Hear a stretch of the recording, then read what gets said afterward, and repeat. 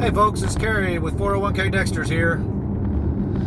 Our daughter came over, brought our grandson, and we are going to make flour and salt ornaments, the old-fashioned kind. So Linda jumped online and ordered some Wingstop wings and fries, and I'm telling you, man, it smells good in this car right now. I put them in the back seat so I wouldn't be tempted to reach over and grab some and cheat before I got home. Wanted to address a video that Joe Kuhn put out the other day, and he does a real good job, goes into detail, puts lots of statistics together.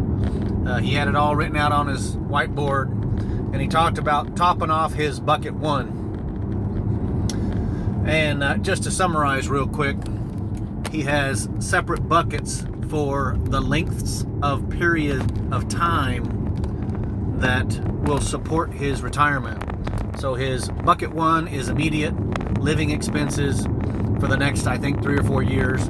His bucket two is, I think, 5 to 8 years out, and his bucket three is 9 or more years, so long term. And he talked about how his short term is in safe investments, bonds, CDs, those types of things. His middle bucket is 60-40, and then his long term bucket is in all stocks. So I made a comment about him. Holistically, it sounded like his entire portfolio was just about a 60-40. And then he replied back and said, no, but because his third bucket was larger, his stocks to bonds ratio was different than a 60-40. So his whole topic of that conversation was, at a certain point, you need to scrape the top of your earnings off and pocket that money so you don't ride the stock market down when it takes a correction. Right now, it looks like the market's pretty oversold.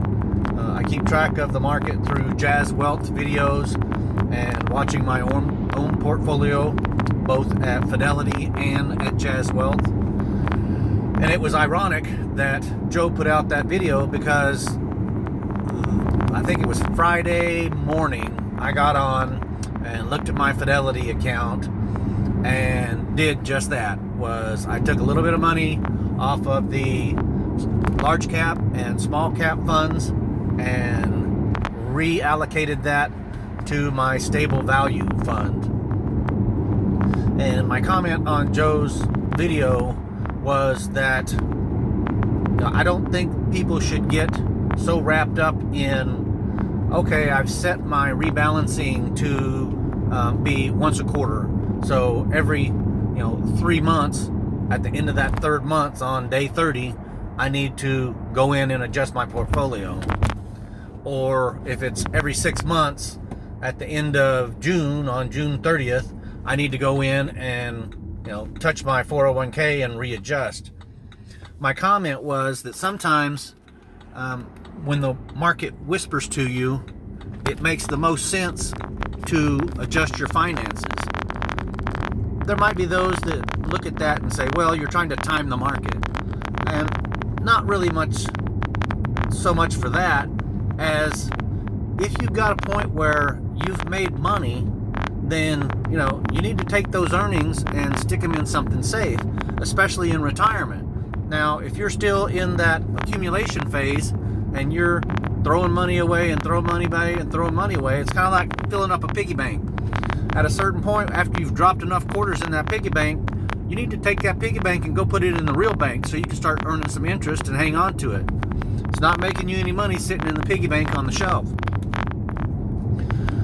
So I just wanted to say that, there's some point in time that you need to be smart with your money, and you need to look at when it makes most sense to take those earnings, put them in a safe place, and then go back to your allocation. Now, when I made that change, it moved me from a 60-40 to about a 57-43. So not a big change.